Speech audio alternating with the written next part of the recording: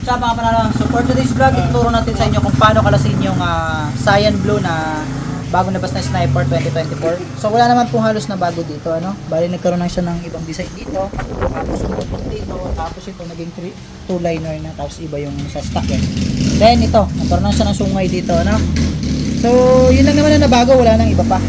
So yun ngayon ay pinakamahirap po kalasin sa lahat, ano? Sa lahat ng experience namin na kinakalas namin dito ng Sniper 155. Ito may pinakamahirap tanggalin.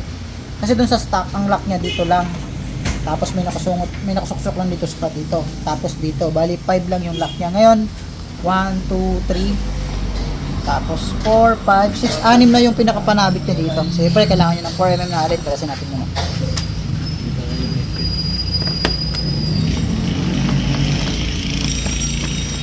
Ayan, dito nyo matatagpuan yan sa likod nito.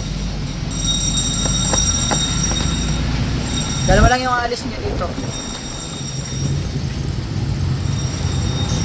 So kaya kinakalas natin to, galing kasi sa accident yung motor. Medyo nakadikit yung ano niya dito. So ngayon, tingnan nyo to. Nawala sa alignment, so ayusin natin, ano. Kasi galing sa accident si boss. Sayang yung motor niya 600 kilometers wala ng accident dito kagad. So kamukha ng blue natin, sayang blue.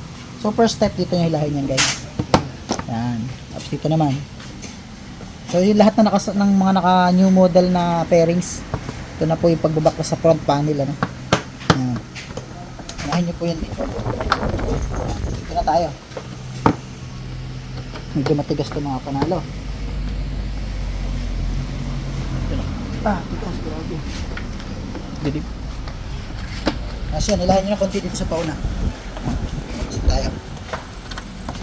Yan. Ito pa. Tanggal natin kabaak. Tapos dito na naman. So huwag nyo kalimutan, unahin to. Tapos ito na. Oh, yun, tanggal natin. Garong katigas, ano? Check nyo yung lock, mga panalo. Sa 2, 3, 4, 5, 6. Meron pa pala dito. Ito, 8, siyam, 10. Kita nyo yun? Meron pa palang bonus na 2 dito. 11, 12. Kita nyo? Talab na lock ang meron sa loob nito. Kaya sobrang kunat niya tanggalin. So, sa mga nagbabalak magbaklas nito, ingat-ingat kayo kasi talagang napakatigas niya. So, pwede itong mabasag, ano, kapag nabaklas nyo to. So, mamaya, ibabalik naman natin, ano. Wait lang. So yun mga panalo, hindi ko na ipakita sa inyo kung paano tanggalin yung inner. Bali, yun nga, may pinapayos lang si boss kaya yun, ibalik natin yung alignment ng pairings niya kasi nakadikit dito. So ngayon pantay na kung nakikita nyo. Ito na, ibalik na natin yung inner niya. Saksak nyo lang to sa rubber na to, itong dalawang to. Tapos syempre itong boss din dito.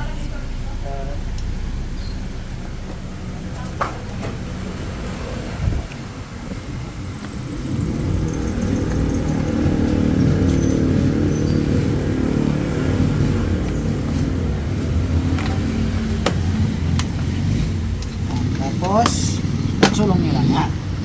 Huwag nyo kalimutan ibalik to sa akin. Yan, ito. Tapos, syempre, yung ating tilip na mahaba dito sa part na to. Yan, huwag nyo kalimutan ilagay yan. Kasi, napaka importante yan. Pwede kasi mag-vibrate yung pairings natin pag nakulang yung mga tornilyo natin. So, gamit na kayo Philip. Yan. So, galing pa si boss ng Muntinlupa, ano.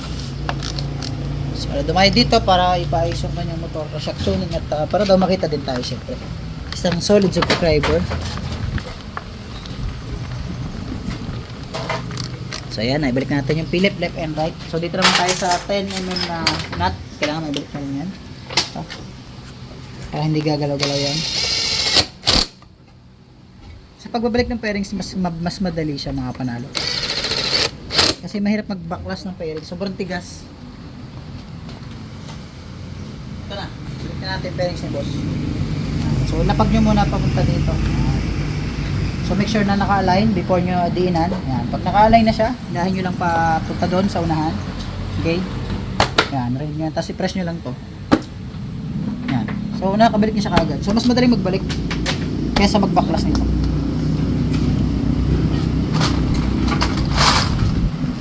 Siyempre huwag nyo kalimutan nilagay yung alin. Yung alin. Dalawa lang yan mga panalo. Size H4 yung size nyan. So 4mm na alin, ano.